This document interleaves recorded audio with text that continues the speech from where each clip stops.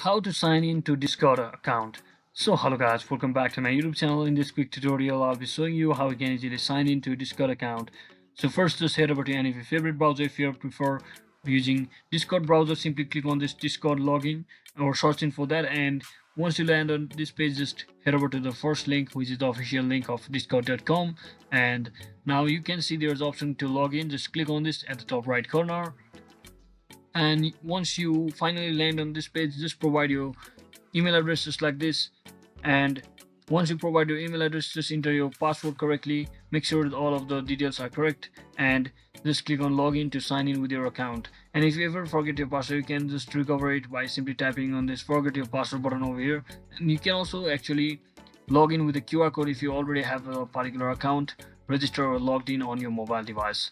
So that is exactly how we do it, guys. I hope this video was helpful. If it was, don't forget to like and subscribe to the channel. See you on the next one.